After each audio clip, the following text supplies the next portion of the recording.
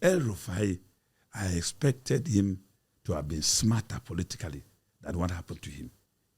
When he concluded his tenure, towards the end of his tenure, he made up his mind not to hold any public office. But Tinubu went to Kaduna at an economic summit and lured him. And El-Rufai knew that he is smarter than almost every other person. He knew himself well. He knew even his intrigues. He knew his controversial disposition. So he couldn't have given into that because he was lured into so that he can be humiliated the way he did. And if I were in his shoes, even if today even Angel Gabriel is accompanying Tinubu to pacify me, to serve in his government, I will not. You know why? If I dare make that mistake, they will nominate me, and then when they go to the National Assembly, they will raise security reports and declare me a terrorist. And that will be over. So El-Rufai made the greatest respect for the mistake, which intelligent people shouldn't have done. He should have remained with his decision.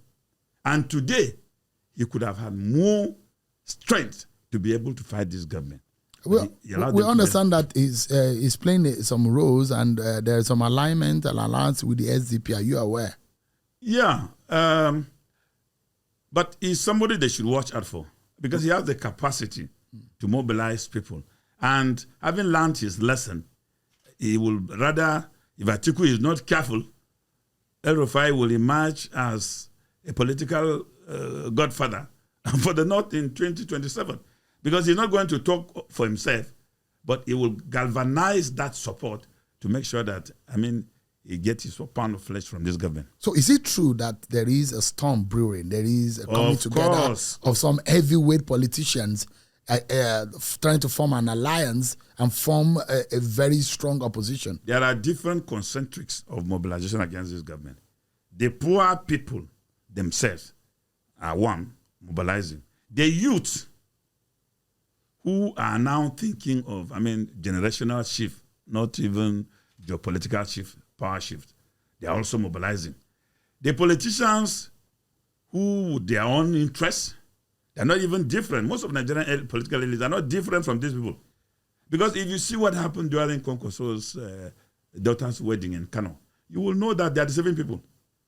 Because all of them congregated there. There was nothing like Christian, Muslim. Even there were Islamic clerics dining and wining together. That's the political elite. So they are now trying to come up with something again, like what happened in 2015, to now eliminate this government, and we may even run the risks.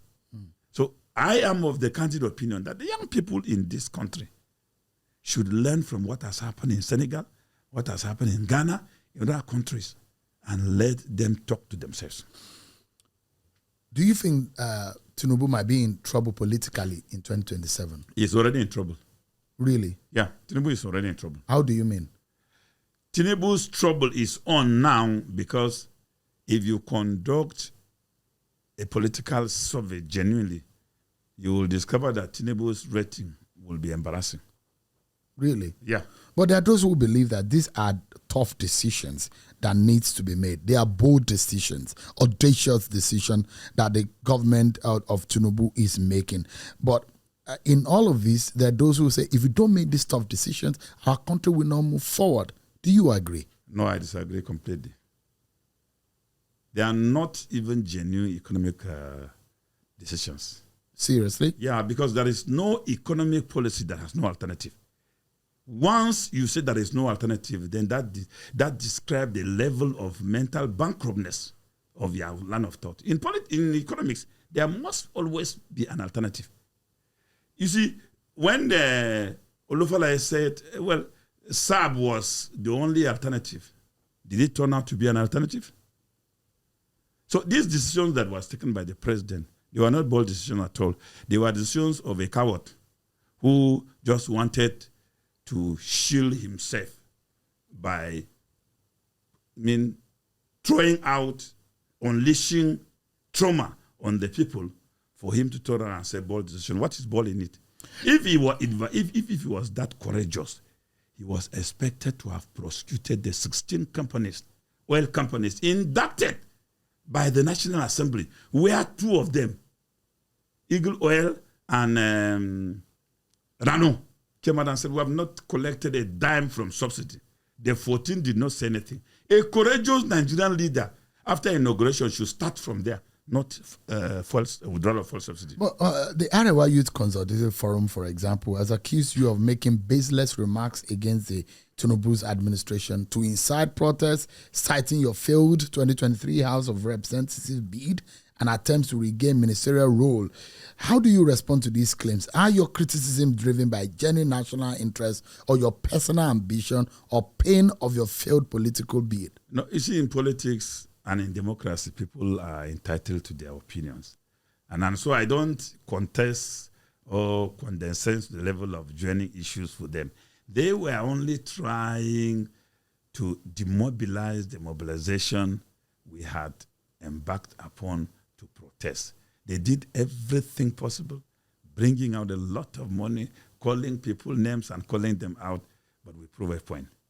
We succeeded in giving Nigerians the best organized demonstration, despite everything they did, arresting all our cadre men and locking them up, intimidating. We still had Nigerians more than any other demonstration ever conducted in this country. So I think for us, we succeeded. And so you were behind the August protest? Of course.